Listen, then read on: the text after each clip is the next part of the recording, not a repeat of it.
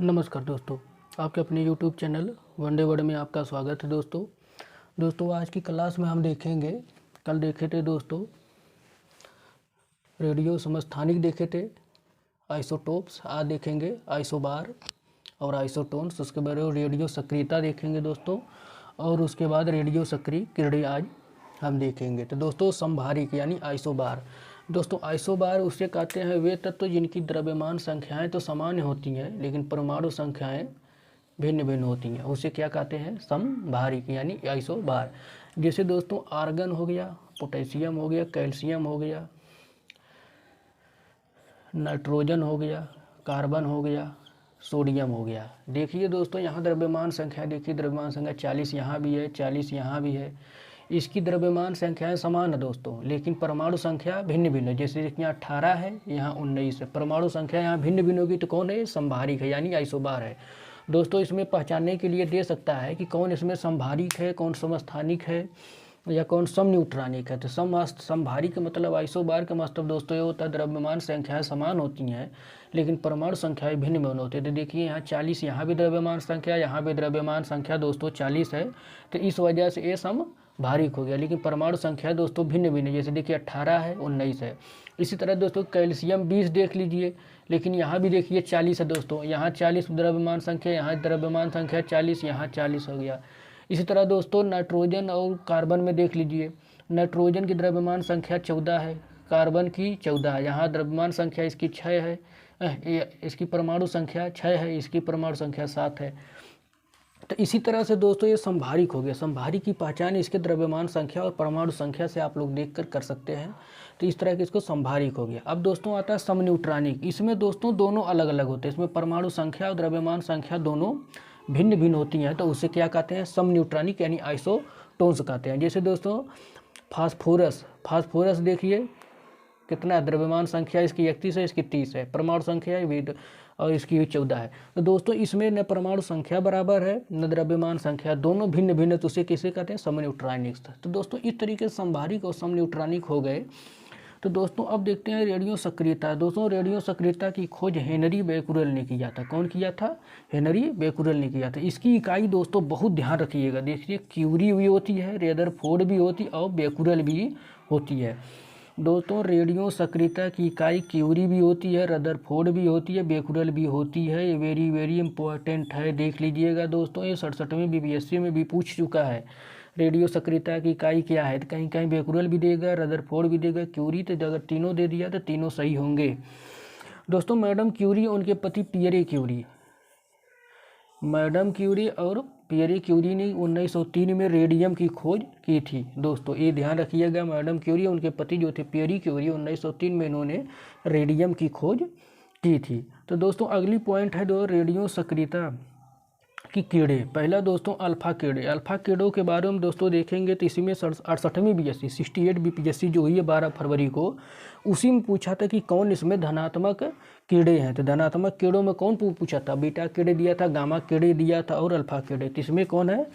Alpha कीड़े जो होती हैं दोस्तों वो धनावेशी तो होती हैं। दोस्तों इनका वेग प्रकाश के वेग का 1/10 होता है। तो ये इंपॉर्टेंट दोनों पॉइंट है, दोनों पॉइंट अल्फा कीड़ों में कि ये धनावेशित होता है, इनका वेग प्रकाश के वेग का 1/10 भाग होता है। दोस्तों इनकी भेदन क्षमता सबसे कम होती है। किनकी? अल्फा कीड़ों की भेदन क्षमता दोस्तों सबसे कम होती है। अल्फा बीटा गामा कीड़े दो तीनों कीड़े हैं, उसमें सबसे कम किसी को होती है तो पहले अल्फा की होती है, फिर बीटा की होती है, फिर सबसे अधिक होती है गामा की भेदन क्षमता सर्वाधिक अधिक होती है। दोस्तों ये कीड़े स्फुरदीप्ति प्रभाव उत्पन्न करती हैं। ये दोस्तों बहुत इंपॉर्टेंट है कि कौन स्फुरदीप्ति उत्पन्न करता है सबसे ज़्यादा? अल्फा कीड़े सबसे ज़्यादा स्फुरदीप्ति उत्पन्न करती हैं। दोस्तों ये जीव कोशिकाओं को नष्ट कर सकती हैं। दोस्तों जीव कोशिकाओं के तीनों कीड़े नष्ट कर सकती हैं, बीटा भी, गामा भी और अल्फा भी, तीनों नष्ट कर सकती हैं। तो दोस्तों जो इम्पोर्टेंट है, ये स्फुरदीप्ति प्रभाव उत्पन्न करती हैं। कौन? अल्फा कीड़े। इनकी भेदन क्षमता सबसे कम होती है और अल्फा कीड़े धनावेशित होती हैं। दोस्तों ये प्रकाश के वेग का 1/10 भाग होती हैं। दोस्तों अब आते हैं बीटा कीड़े। दोस्तों बीटा कीड़े ऋणावेशित होती हैं। इनकी ए इलेक्ट्रॉन का प्रवाह करती हैं। दोस्तों ए इलेक्ट्रॉन का प्रवाह करती हैं कौन? बीटा कीड़े। दोस्तों इनकी भेदन क्षमता अल्फा कीड़ों से अधिक होती है। देखिए दोस्तों, इससे अधिक बीटा, बीटा से अधिक गामा एक कम मात्रा में स्फुरदीप्त उत्पन्न करती है। सबसे ज़्यादा स्फुरदीप्त कौन उत्पन्न करता है दोस्तों? बल्ब में जो होता है वो होता है अल्फा किरणें होती हैं। तो दोस्तों अब आते हैं गामा किरणें। दोस्तों गामा किरणें विद्युत चुंबकीय तरंगें होती हैं। दोस्तों ये वेरी वेरी इंपॉर्टेंट है कि कौन किरणें विद्युत चुंबकीय तरंगें उत्पन्न करती हैं, वो है गामा किरणें। गामा किरणें का दोस्तों सिंबल ए है, बीटा किरणों का सिंबल ए है और अल्फा किरणों का सिंबल ए है। दोस्तों ये आवेश रहित होती हैं। दोस्तों गामा किरणें जो होती हैं ये किरणें कणों की बनी होती हैं। दोस्तों इनका वेग प्रकाश के वेग का दोस्तों बराबर होता है। और दोस्तों जो ये अल्फा किरणें होते हैं इनका वेग प्रकाश के वेग का 1/10 भाग होता है दोस्तों। इनकी वेदन क्षमता दोस्तों अल्फा प्लस बीटा यानी उससे अधिक होती है। Alpha beta gamma, alpha beta से भी अधिक वेदन क्षमता किसकी होती है दोस्तों? वो होती है गामा किरणों की। दोस्तों जो गामा किरण होती है इसकी आयनन क्षमता दोस्तों बहुत नगण्य के बराबर होती है। इनकी जो आयनन क्षमता है दोस्तों वो गामा किरणें बहुत कम होती हैं दोस्तों। अब इस दोस्तों अब जगह थोड़ा सा बची थी तो इम्पोर्टेंट और कुछ फैक्ट उसमें कल के क्लास में हमने रेडियो समस्थानिक में छूट गया था तो उसको यहाँ दोस्तों देख लेते हैं। इम्पोर्टेंट जो है दोस्तों जिनान 131 का प्रयोग हम फेफड़ों की जांच के लिए किया जाता है और यूरेनियम 235 का प्रयोग दोस्तों नाभिकीय रिएक्टर में किया जाता है। दोस्तों होलोनियम 166 का प्रयोग दोस्तों गठिया के उपचार में किया जाता है। दोस्तों कैडमियम 109 का प्रयोग दोस्तों मिश्र धातुओं के विश्लेषण में किया जाता है। तो दोस्तों कैडमियम 109 का प्रयोग कहाँ किया जाता है दोस्तों? मिश्र धातुओं के विश्लेषण में।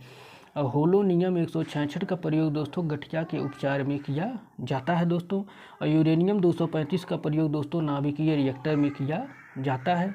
और जिनान 131 का प्रयोग फेफड़ों की जांच में किया जाता है। सोना 198 का प्रयोग दोस्तों लीवर संबंधी बीमारियों की जांच के लिए किया जाता है। तो दोस्तों रेडियो समस्थानिक के उपयोग में ये 4-5 पॉइंट जो थी ये छूट गई थी दोस्तों, जो इम्पॉर्टेंट है।